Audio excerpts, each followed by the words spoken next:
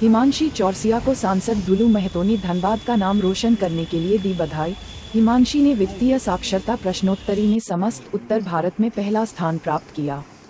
आइए अब खबर को विस्तार से बताते हैं। वित्तीय साक्षरता प्रश्नोत्तरी में हिमांशी चौरसिया को पहला स्थान मिलने के उपलक्ष्य में शुक्रवार को धनबाद सांसद दुलू महतो ने हिमांशी चौरसिया को बेकार बांध स्थित गुप्तेश्वर अपार्टमेंट में उनके फ्लैट में पहुंचकर हिमांशी को धनबाद का नाम रोशन करने के लिए पुष्पगुच्छ देकर बधाई दी एवं और आगे बढ़ने का आशीर्वाद दिया। इस मौके पर सांसद दुलू महतो ने कहा कि बहुत गर्व और खुशी की बात है कि हमारे भाई आनंद चौरसिया की बेटी ने इस प्रतियोगिता में भाग लिया था और पूरे उत्तर भारत में टॉप किया। ये हम सब धनबादवासियों के लिए गर्व की बात है।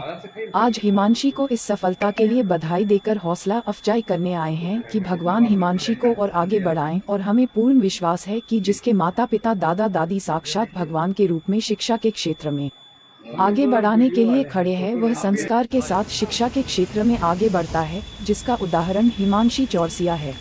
हम सबों की बेटी हिमांशी एक दिन सफलता के और भी आयाम छुएगी। हिमांशी के पिता आनंद चौरसिया ने बताया कि हिमांशी ने मुंबई में सेबी और एनआईएसएम, भारत सरकार, राष्ट्रीय वित्तीय साक्षरता प्रश्नोत्तरी 2024 में सफलता हासिल की है। पोस्ट ग्रेजुएट श्रेणी में प्रतिस्पर्धा करते हुए उसने दिल्ली स्कूल ऑफ इकोनॉमिक्स का प्रतिनिधित्व किया और उत्तर भारत में टॉपर के रूप में पहला स्थान और अखिल भारतीय स्तर पर 5वां स्थान प्राप्त किया है। देखिए, आज बहुत गर्व और खुशी के साथ कहना पड़ रहा है, हमारे भाई आनंद चौरसिया जी जो हमारे भाजपा के वरिष्ठ नेता हैं, उस सेबी जो कंपटीशन में हमारी घर की बेटी भाग ली थी, क्या नाम है, हिमांशी चौरसिया जी, आज पूरे नॉर्थ इंडिया में टॉप की है। ये हमारे धनबाद के लिए बहुत गर्व का बात है। इसलिए हम उन्हें हौसला और अफजाई करने के लिए आए थे कि भगवान इनको और आगे बढ़ाए। तो मुझे पूरा विश्वास है जिनके पिता और माता, जिनके दादा दादी साक्षात भगवान के रूप में खड़ा है, उनको आशीर्वाद मिलता है, वो बच्चा संस्कार के साथ शिक्षा के क्षेत्र में आगे बढ़ता है।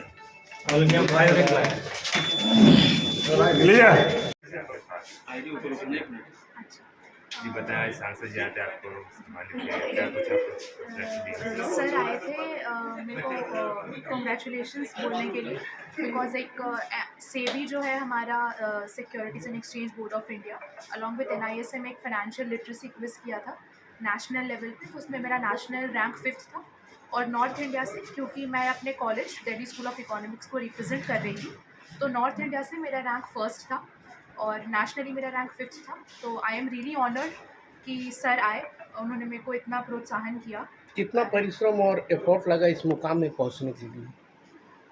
आई थिंक ये कोई एक बार का एफर्ट नहीं होता है, आप शुरू से पढ़ रहे होते हो, फिर आपका नॉलेज बेस उसमें एग्रीवेट हो जाता है। तो मैंने 11th में कॉमर्स लिया था, उसके बाद मैंने बीकॉम ऑनर्स किया है और मेरा ऑडिट फर्म में वर्क एक्सपीरियंस भी है, तो उससे मेरा फाइनेंशियल नॉलेज ब्रॉडन अप होता गया to the level of this.